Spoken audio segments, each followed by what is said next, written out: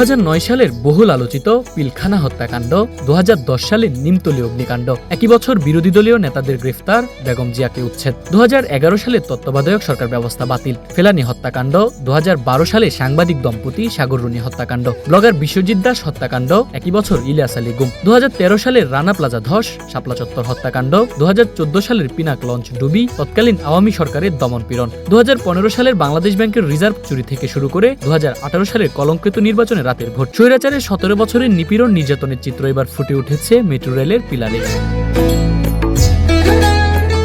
ঢাকা উত্তর সিটি কর্পোরেশনের উদ্যোগে ফিরে দেখা ফেসিস্ট রেজিম, এই প্রতিপাদ্যকে সামনে রেখে রাজধানীর কারওয়ান বাজার থেকে ফার্মগেট পর্যন্ত 17টি পিলারে শোভা পেয়েছে বিগত সরকারের দমনপীড়নের চিত্র।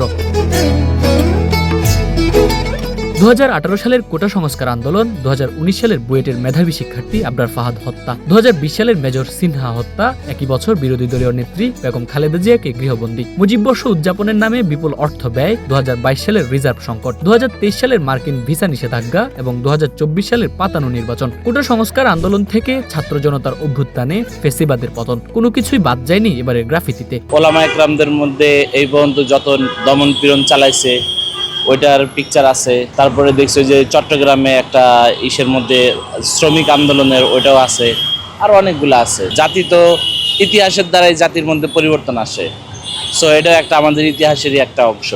গ্রাফিতি এটা জাস্ট মানুষের একটা মনের ভাব, সো যে যেইভাবে পারছে সে তার মনের ভিতরের স্পৃহাটা উঠায় দিচ্ছে। আগামী দিনের সন্তানরা, ছেলের সন্তানরা, বাচ্চা কাচ্চারা দেখলে বুঝতে পারবে যে বাংলাদেশ দ্বিতীয়বার করে স্বাধীন হয়েছে, হওয়ার পরে দেশটা কী অবস্থায় আছে বা লোক কীভাবে সাজানো হয়েছে।